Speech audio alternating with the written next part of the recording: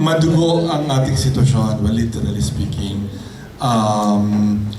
Mahirap. I mean, Josefa shared her family story and 3 other family story and many other families story, Dexter also and Basu, diba? So, talagang madilim, di ba, yung ating, what we are facing. We're faced with darkness, let's be clear about that. But we would know that already, di ba? So parang my thinking is, how do we bring sun and light to this darkness? So that we can see at least the end, di ba, of this.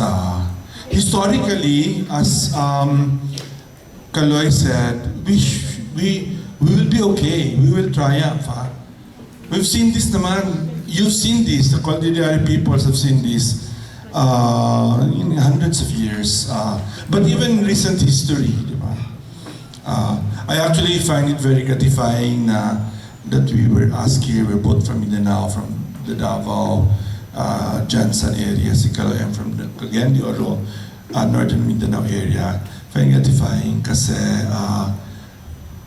yung, di ba, yung Lumad, Mindanao, and Cordillera connection is a very strong connection.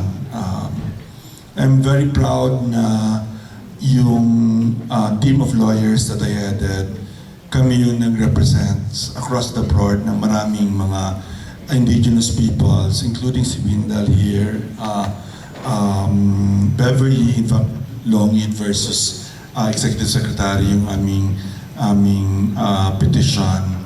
But I also made sure when we started talking about it na kailangan may from Central Luzon, kailangan may from Mindanao, kailangan may Moro dun sa petition. Kasi we made a case about anti-terror law being bad for First Peoples, Cordillera peoples, Lumad peoples, Moro peoples. No? Yun yung big, because they're the first victims of the anti-terror law. So yun yung framing ng aming petition.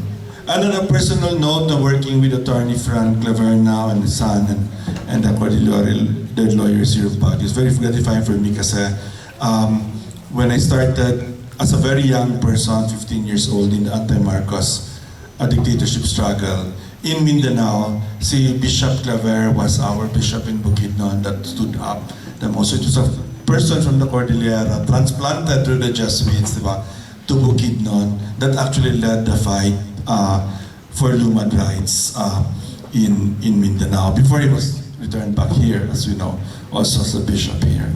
And so I want us to remember that history, because that history alone should give us sun and light, diba? Which means we also have to preserve ourselves and to find new ways of fighting while this darkness is going on. Yung focus ko, my focus for today's forum will be on Indigenous people's rights and anti-terror law.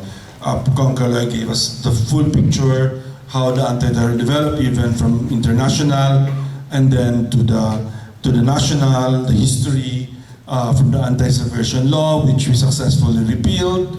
I actually was a witness of how that was because I was a very young undersecretary in the Department of Environment and Natural Resources during the time of Ramos, and was part of the debate, should this be repealed? The answer was yes, it should be repealed. Should we go into a peace process with the Communist Party and the NDFP? Yes, also was a clear, and what do you need to have to do that process? And very clear at the time, may consensus within the government na indigenous people's rights must be recognized if you want peace, a permanent peace settlement for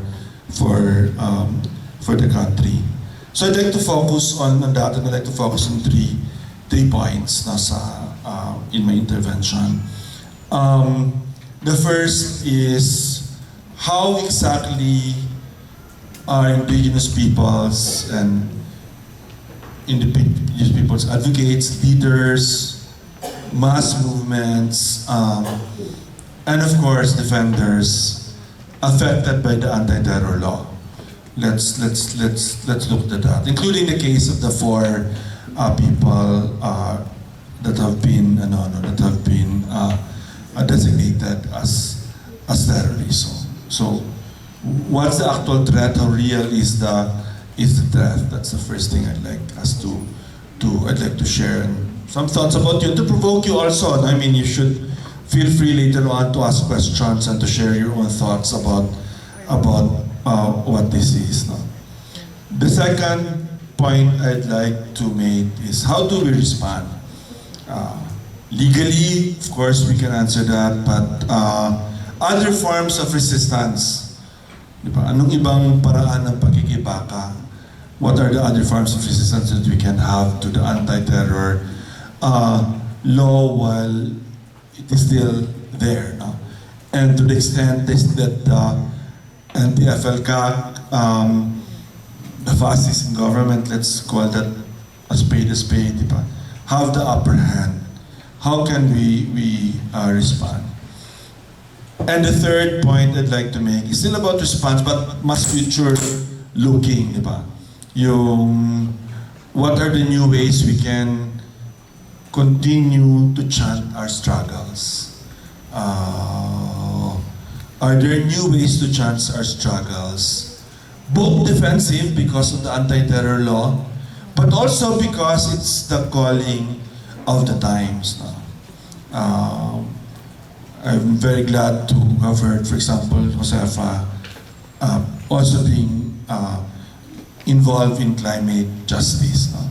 And biodiversity, the fight for biodiversity, because there are many new, and I'm also very happy of the extent of the forum, the groups that are here, the diversity of the groups here, and many youth, and also the Council of Kabataan National, and many of the youth groups, because the youth is so critical for this third, di ba, yung this third, and what are the new ways to chant our struggles. But first, the basics na about anti-terror law and indigenous peoples. Dun sa ano namin, sa petition namin with Beverly and others, no, I mean, we pointed out how in our history, right, inuuna palagi ng state mechanisms of coercion, di ba? Inuuna palagi yung mga indigenous peoples. Alam natin anong dahilan, di ba? Kasi nandun yung likas yaman, nandun, natural resources is there with indigenous peoples. The experience of oppression is ever present. It just happens in cycles, di ba? There are naturally resistant, like the tribes in the Cordillera, or the tribes in Mindanao. They're naturally resistant to government projects or outside projects. And so, because of that resistance, automatically the state brands them as enemy of the people, or enemy of the country, enemy of the government. And so an anti-terror law is, we argued, is the most is most dangerous to indigenous peoples. So oral argument actually, because in our team, dun sa mga lahat ng mga nag-file ng petitions, lahat kinaster kami eh. So yung may several naman na petitions that were based on indigenous peoples and moral rights. We chose, actually, sa team namin, we chose, as a team, we chose a moral lawyer na very familiar with anti-terror law. Kasi nauna na, yung Human Security Act and even before that, talagang inuuna yung mga suspected na mga Abu Sayyaf, etc. marami, na mali din. Di ba? In fact, you will see that the problem for the government, I remember the deliberation, kasi I was always guesting for the House, bakit tinatanggal ang safeguards? Kasi walang nako-convict. They walang nako-convict sa Human Security Act, which was strange, di ba? Walang nako-convict, including dun sa prescription ng hindi dahil di ba? Hindi dahil the law is bad. The law is bad, by the way. Human Security Act was not also a great law, di ba? But certainly better the anti-terror law, mas maraming protections. Pero at nakita mo, yung finala ng prescription case, 600, more than 600 individuals, including several also here from CPA and from Baguio, na-dismiss siya. Kasi judicial yung decision. And then sa judicial decision, you kind of have a better chance for due process. But sinasabi na, mahirap masyadong batas yung human security. We need something more that would side with the government. And we were pointing out dun sa grupo namin na, well, ang unang mabibiktima yung aming mga kliyente. And true enough. So, of course, the Moros, always, di ba? Always yan. I live in Cagayan de Oro, I grew up in Cagayan de Oro. It's given yan. Talagang, pag nag-gera doon, di mo na pinag-usapan yung karapatan. No rights are respected. People are just shot up, killed, arrested, kept there. They have nothing to do with the combat. Because we're now never, in all of this discussion, are we saying, di ba, if it's combat to combat, the rules of war applies, humanitarian law applies, di ba? But if we're talking about non-combatants, it's a different set of laws that applies. Human rights norms applies, etc. So, but the anti-terror law conflates all of that, di ba? Yun ang pinaka-problema ng anti-terror law.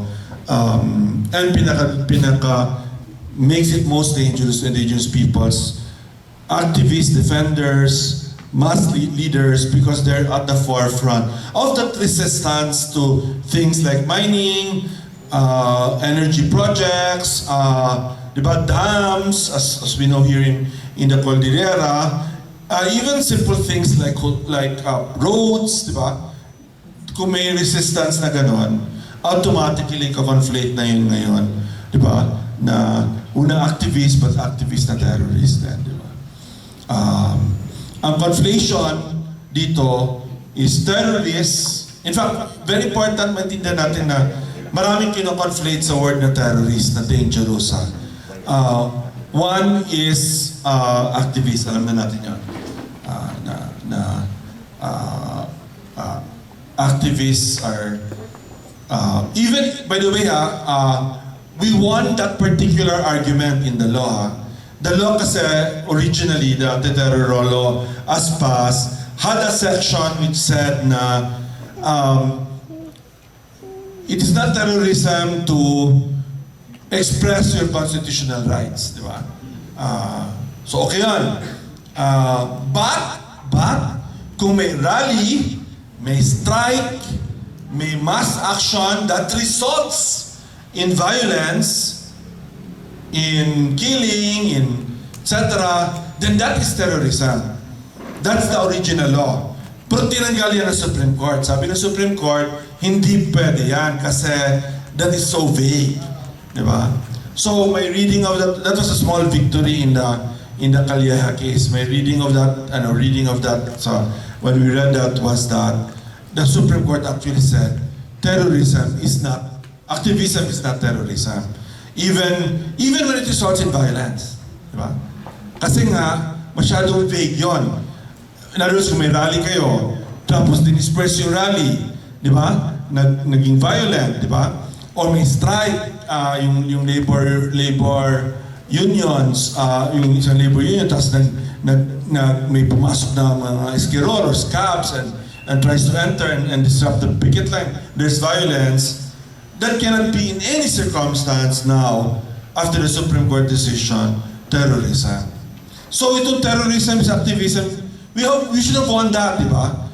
So eventually, if we have to go to the Supreme Court on the four people that were delisted and other list, we will make that argument. Di ba kayo sinabi nyo na yan?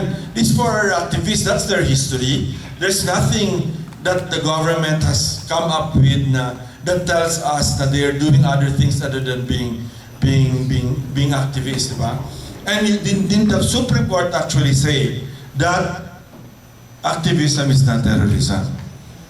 So clear yan. But as we are seeing, ini-ignore yun ng executive branch as they did in this designation of the four Cordillera. Activists that they're now doing also in other places like sa Tagalog, the other very dangerous phrase sa atin, di ba, is yung material support.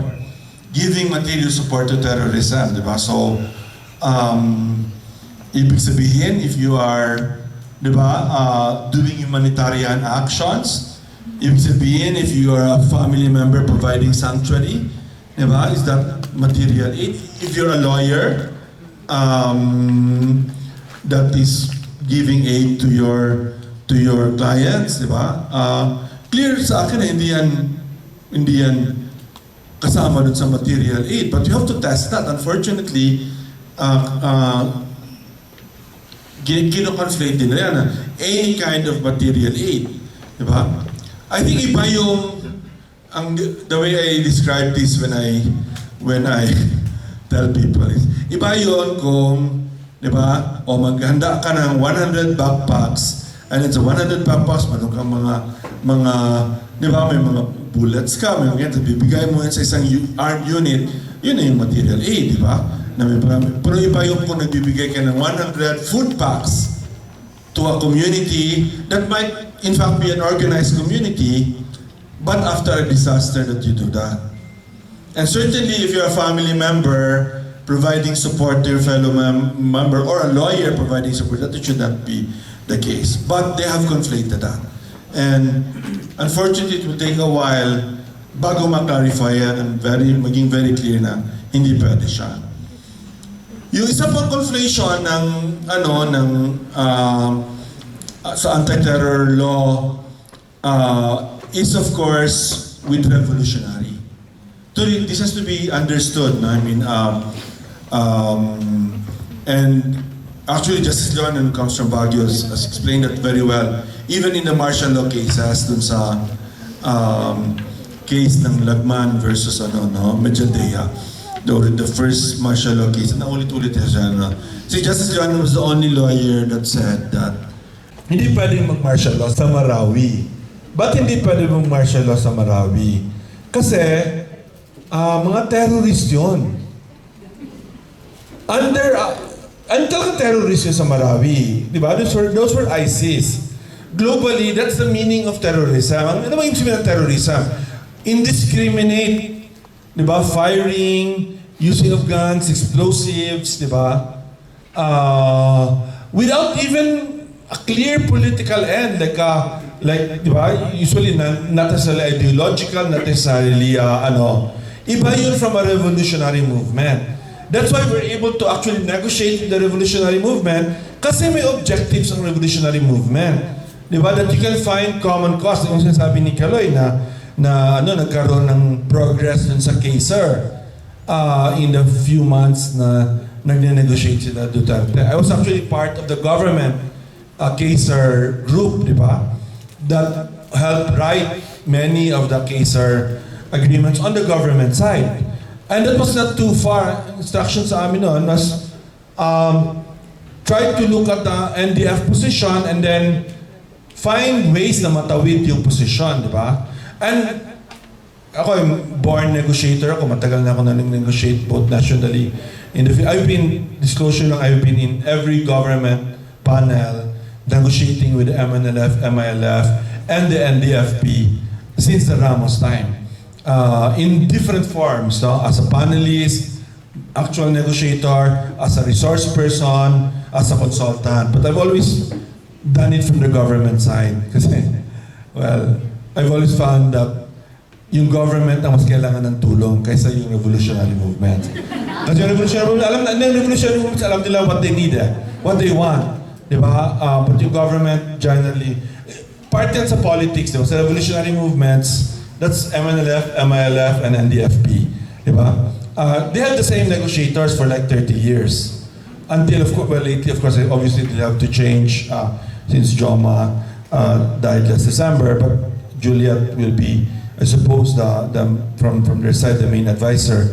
But they usually don't change negotiators for a long time, only for health reasons, the people move out finally. Well, sa government, every administration nagbabago, di ba? Ang panel. So I find out that someone like me who's been in the process for a long time is needed more by government than by the other side. So I've done that part. And the issues that separate our main revolutionary movements and the Philippine government are actually not that far from each other. They're actually not that far from each other. I mean, including on indigenous people's rights, which I will go to in a few minutes. I mean, indigenous people's rights, there is a consensus in government and in society about indigenous people's rights. We never have any problems pag policy ang pinag-usapan. Ang problema natin pagdating ng implementation, pagdating ng specific things on how to do specific things like free and prior informed consent, for example. We're one of the first countries in the world to accept that, but we're now very far behind from other countries in implementing it. Kasi hindi pa rin natin nahanap yung paraan ng pag-implement. We were one of the first to say, kailangan tayo mag-designate, mag-delineate, di ba? ng ancestral lands and ancestral domains. But 30 years after IPRA was enacted, we're so far away from completing that process, di ba?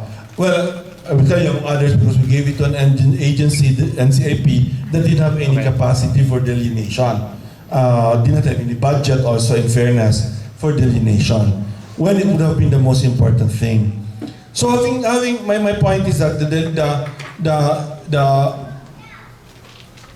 the societal consensus sa ating mga conflicts, di ba, should actually be negotiable. Diba? So there is no reason why you should make revolutionaries terrorists or conflate them as terrorists and not negotiate with them, because you can actually negotiate with them. To be honest, I mean, hindi siya very far apart. Yung ISIS, hindi ka talaga makaka-negotiate sa ISIS kasi yung ISIS gusto nila, di ba, na lahat tayo mag-convert, gusto nila lahat ng babae nakabihis ng ganito, di ba? That's very, very, very clear yan na wala rin akong judgment about that if in a society people do that, but in a diverse society, you cannot do that. We know, even in Mindanao, you know you cannot do that, di ba? So Justice Leonin was pointing that out na it's under our law, di ba? You can only declare martial law if there's rebellion, actual invasion. Since the Marawi terrorists, ISIS were terrorists, not revolutionaries, therefore there was no rebellion in Marawi. There was a terrorist incident that you have to fight, but not through martial law, but through just the calling out of military forces against terrorism. When we were discussing the anti-terror law in Congress, ang palagi nilang babanggitin sa iyo yung terrorism, di ba, na I don't like to use the word Islamic terrorism, but yung religious terrorism nila, religious extremism, because there's also other forms, hindi lang naman Islamic yun, di ba? Religious violent extremism. Gagamitin kasi yun naman talaga globally ang problem. But in terms of implementing it, they've been implementing it to, di ba, secular revolutionary movements that conflates it, and that's a problem. Tayo lang ang gumagawa ng ganyan in the world.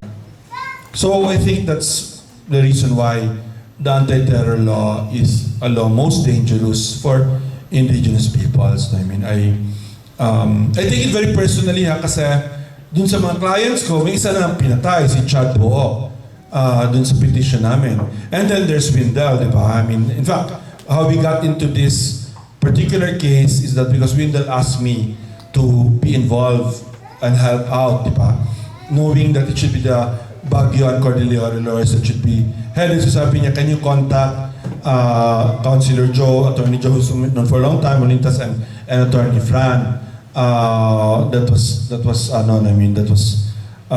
they'll be the ones. So that's when I contacted and we offered, we will help as much. I mean, it's very personal because diba, exactly what we said in the anti-terror petition, na ito ang mangyayari sa mga kliyente namin. This is what will happen to our clients if this is not declared unconstitutional. Exactly.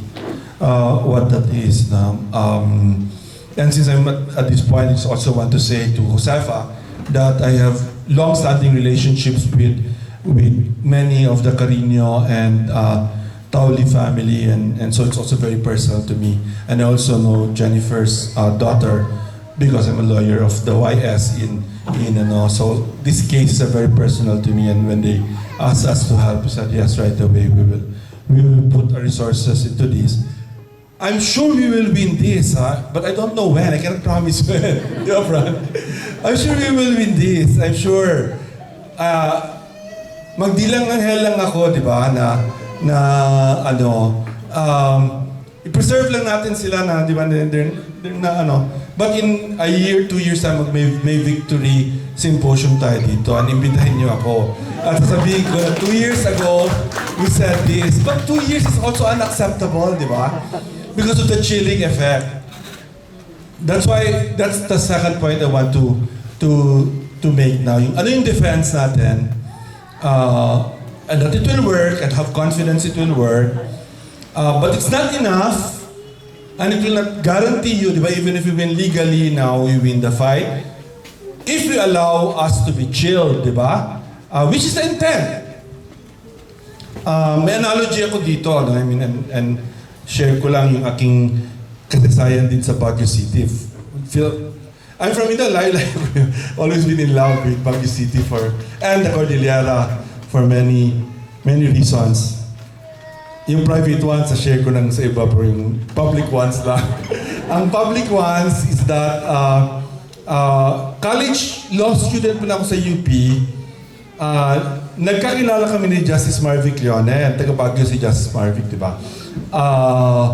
And we had a teacher called Owen Lynch, who's really ironically Americano, but really the first thinker in terms of law of indigenous people's rights in the Philippines, and how we could use ordinary national law and ordinary principles like due process for indigenous people. Siya nag-introduce sa amin ang Carino versus Insular Government.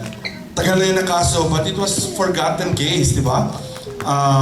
For many reasons. So because of that, si Justice Leonan and I and another colleague, si Gus Gatmaitan and si Noan Troyo, we founded the Legal Rights and Natural Resources Center, which was we were all very young, progressive lawyers. We call ourselves anthropological lawyers. We tried to understand the indigenous peoples we were working with all over the Philippines. But Cordillera was special kasi yung boss namin si Marvic, obviously dito siya. We would come to every Cordillera Day from 1990 to 88, siguro 87 to I don't even know when was the last time. So every Cordillera Day. So you fell in love with the Cordillera and the struggles in the Cordillera. I mean, and I've been coming back and forth, also teaching quite a lot of lawyers, judges, prosecutors here. When we were younger though, as activist lawyers, we would file a lot of cases. Not sure we will win. I mean, probably, in fact, maybe we won't win. But it's okay. You file the cases because you want to generate, di ba, an outcome. Sa amin, yung outcome, takutin mo yung government person na mali yung ginagawa mo, di ba, na unconstitutional yung ginagawa mo. So we did it across the board. First losing a lot of cases, but eventually winning many of our cases. In fact, we won so many of our cases that eventually kinausap ako ng DNR Secretary during the FPR time.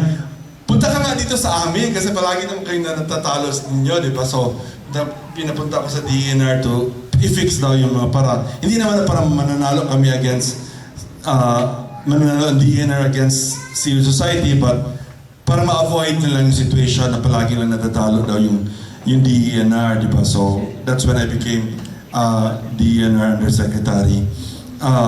Dami ko nagawa sa Baguio. I dealt with the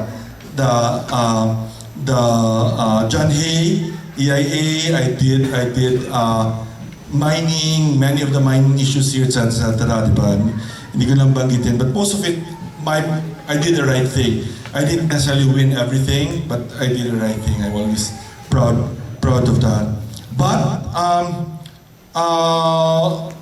my point is you can use the law, di ba? To, even when the law is against you, when the law is not in your favor, you can use it to fight back in your favor. Now, there's the twist here. Ang twist dito, yung ginagawa ng NTFL ka, and even yung ginagawa ng government with anti-terror law, is all wrong. It's really wrong. Di ba? Di ba? Talagang even if you agree with like the decision of the Supreme Court on the anti-terror law, ang sinasabi naman ng Supreme Court doon actually, to be honest, is parang you're conveying the worst case situation. Di pa naman talaga nangyayari yon. Eh, yung nangyayari na. Tinan mo yung designation na ito. This is so arbitrary, di ba? Exactly what we are saying. There is no basis for the designation of these 4 Cordillera activists. But what the government's actually learned from us, di ba? Na you can actually file a case even if you will lose, okay lang kasi may success ka na. Na disable mo yung person na yan, di ba? Or disenable, hindi siya makagalaw kasi nagtatago na siya. Tinakot mo yung pamilya niya, tinakot mo yung organization. That's how we have to understand this fight. We will win this legally, but it might be, di ba, fearing, yung parang useless din kasi nanalo ka, pero hindi ka na makagalaw. Di ba, natakot na yung pamilya mo, may long-term effect na sa lahat yan, di ba, at yung organization siya. Yun yung kailangan natin hanapan ng solusyon. Now, to some extent, leave it to the lawyers, di ba? Very great group of veteran and very happy to see young lawyers that are working with Attorney Fran here and others. We too, matagal na rin kami ni Kaloy from Flat Days pa kami in the early 90s, late 80s. But we have our complement of lawyers are all very young. Lawyers, di ba? And importante kasi yun na mag-regenerate ng human rights laws. Importante yun. So we will do our job. I commit to just do that and to help as long as we can to provide resources when necessary to get that, to do this. Di ako natatakot about material aid, etc. Parang, in a way, okay lang sa akin kung tamaan ako ng material aid kasi, di ba yun yung pinaka-absurd, di ba na, someone that works at the levels that I work with, di ba, doing my job as a lawyer is being attacked, di ba? I think it will help all lawyers if I'm actually attacked. Because all the lawyers should be protected, di ba? And I certainly know. Of course, my family is also worried, especially my wife. May cancer ako, so parang sinasabi ng asawa ko, paano yung kumuliin ka? Paano ko dalhin yung medicine? Sabi ko, sige lang, mapadala mo yung medicine or some form or another. But the point is, the lawyers can deal with the legal cases and we will do our best. We'll find creative ways to do this, to protect our clients, to have them released early and protected. Pero kailangan natin talagang pag-isipan ng mabuti is how to avoid the other implications, the other consequences. Diba? Losing our money, getting afraid to speak out, diba? The families being isolated, big things sa akin yun. Self-care, protective care for the families of the defenders themselves, diba? It's something I'm still trying to think through kung ano yung response. Na, again, hindi din diba, hindi ka tatamaan dun sa material support na provision na ano. But that I think is the one thing that we will have to do. And I think balik sa Indigenous People's Rights, all of that are guaranteed under the United Nations Declaration of the Rights of Indigenous Peoples, which we celebrate today, di ba? In World Indigenous Peoples Day. Finally, how do we respond to this in a more future-looking way, di ba? Hindi lang yung immediate na outline ko na, especially sa immediate. Ano yung ating response sa future dito? And here I have to turn to the young people, di ba? Because you are, di ba, the masters of new technology, of new ways of communicating. Help us figure that out, di ba? Ako sa team ko, I'm asking some to, for example, understand AI and use AI for the struggle, di ba? Given na yan eh. I'm sure there are ways you can do AI to also protect ourselves, to be able to continue to chant our struggles with more protection. Kasi, I will also say, di ba, given our experience, our recent experience, important to protect yourself, important to preserve yourself, di ba? Important to use this moment in history when it seems that the other side has the upper hand, to preserve ourselves for a time when we will have in a better position and have the upper hand in front of us. And so I think that's something that I would like you to challenge us about. I mean, so that then, in fact, itong moment na ito is not a lost moment, di ba? It's not a bad memory in August. Taylor Swift yun. It's not a bad moment in August, di ba? But in fact, it's a moment that when we remember it, di ba?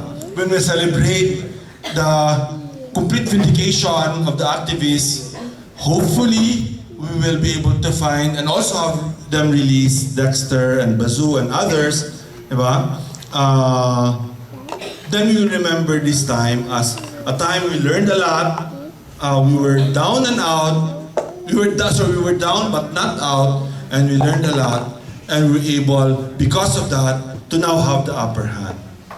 Because I will say, maximum na yung 3 years, you will have the upper hand, and we will have the upper hand. I really believe that. Maraming salamat.